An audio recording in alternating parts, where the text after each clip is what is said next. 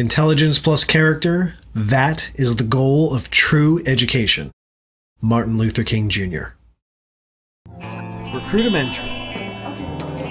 Empowering your employment. Continuing on our conversation with Brian. Let's go. You are probably going to have a lot of people who don't have a lot of experience to speak from, or they're just starting out. And that has actually been an interesting little following that has, started with the podcast and a lot of questions. I don't know how much experience you have with this, but I would love your insight with international students or students in general who are just starting their work resume, or maybe they're having a hard time being placed due to lack of experience or excessive gaps. What words of wisdom would you share with those having those hard times or just starting out? So I think there's a couple things that are probably pretty key there in all of those areas. And I have worked with international students. I work with college students a lot. So folks that either have different experience or are still building their experience. And I always tell those people, you got to do your research. So kind of like we talked about, doing nothing doesn't work.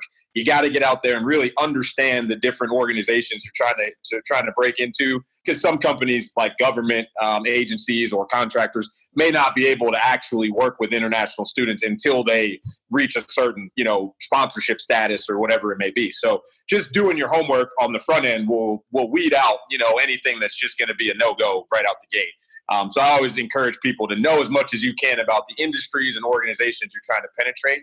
And then it requires a little bit more effort to sit down and map out your skills. And I usually do this on a piece of paper. A lot of people make pros and cons lists. I try to make a pros and pros list. And what that means is write down all the things that the company is looking for, and then just map out the things that you've done that relate to those in any way. It might be a little harder to do because they might not be totally linear, but I'll give you an example. I was working with a young lady who was interviewing for a bank teller job where she was going to be responsible for managing money and finances and all that. She had the degrees, all that, didn't have a lot of experience. And she was able to go into an interview and talk about her babysitting experience, how she had taken care of families' children. And I mean, what more important responsibility is there out there in the world than taking care of someone's child? How she was able to do that and the trust that she was able to build. She had some recommendations from the different families she worked for. And the bank manager's like, well, man, if you could take care of somebody's 18-month-old, I'm sure you can manage a couple $1,000s here at the end of the day, right? Just understanding how your skill set can be transferable. And I would say if people are really struggling in that space, because that's a little bit of an art, it doesn't hurt to seek some help. Reach out to your network or enlist the help of a professional, because there's people out there, myself included, that can help you think through how your skill set is transferable into other industries. Those are two things I would definitely encourage folks to do. I like that. And again, it is good. And I've seen a lot of people, for whatever reason, be like, I don't need a career coach. I know what I'm good at. I'm like, there has never been a time in your life ever that you do not need a fresh set of eyes on a perspective. Right. It will never happen. It is always good to have some other voice just to throw it out there, because even if it's wrong, at least you can go, no, this is what I should be focusing in on. But if you didn't have that no, you wouldn't be able to focus in on that other thing, that other direction that you're going in now. That's the whole point. So true, man. So true. And I think some of it in some instances, maybe even is an ego or pride thing. But look, like I said, 8 years in talent acquisition, I read thousands of resumes and do all that. When I was searching for jobs, I was reaching out to my networks, to professionals to help me refine my LinkedIn profile or refine my resume. Because like you said, a fresh set of eyes can just never hurt, man. Well, you know what does hurt? That eviction letter or that hungry stomach or that electric bill that goes off.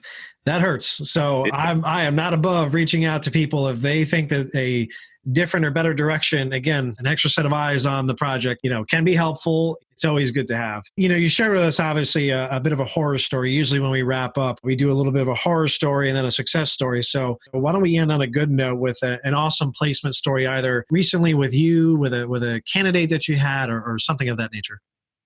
Yeah, so I'll give you this just because it's fresh in my mind. It is about me. I have a bunch of stories with other candidates, but this one kind of resonates. So I was telling you how I was out of work several months ago and then took a job that ended up just not really being a great fit. And one of the things that I was diligent about in that situation was not allowing the negativity from that job to seep into other areas of my life. That really kind of aided me and assisted me in staying motivated, right? Because if you get down when you're at work, then you come home and you put that onto your family or whatever it is that you do outside of work, and it starts to drag everything else down. And before you know it, it's that spiral to the bottom, right? Mm-hmm. And so my thing was to never allow that to happen.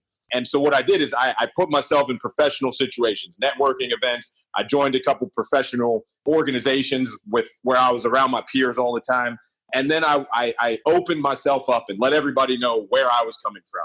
I think a lot of times I've seen people go through struggle, man, I'm out of work, but I don't want anyone to know.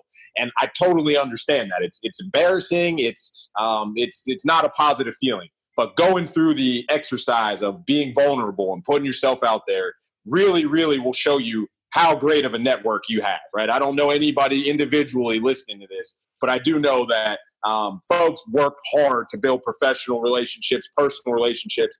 Count on those people when you need them the most. And do not be afraid to put yourself out there and be a little vulnerable, but do the work. Go to the networking event. Spend time on LinkedIn. Contact your past peers or people you might have gone to school with or whoever it is, and just kind of let them know where you're at and be willing to meet them halfway. If they say, well, I've got an opportunity for you, but it might require you to relocate or to drive a little for a commute or to take an extra class to learn something new.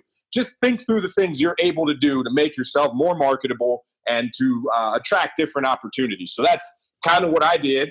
And through the networking that I was able to do, contacted a young lady who turned out to be just a phenomenal recruiter, got me in touch with her boss, who is now my boss, and she is now my peer because I was able to land a job with, a great company and get my career back on track. So if I can do it, little old me, anybody can do it. And that is my advice. Be vulnerable, but definitely utilize your resources and don't be afraid to put in the work.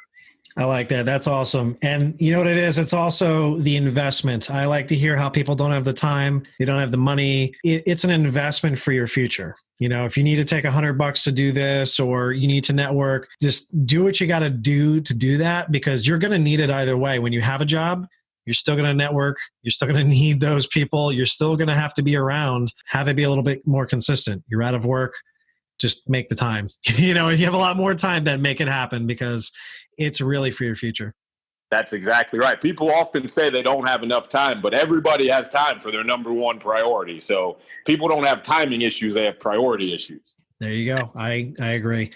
Well, Brian, I appreciate it. You can find Brian on LinkedIn. He's a great guy to know and connect with if you haven't already. As you can hear at the podcast, really appreciate your time and being a guest on the podcast, Brian. Thanks again, man. Happy to do it anytime. All right. Have your own recruiter or candidate story that you'd like to share with us?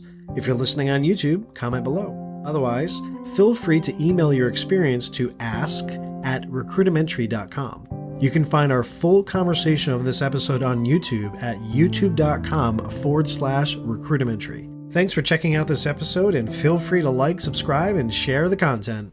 A Mike Tech Studios production.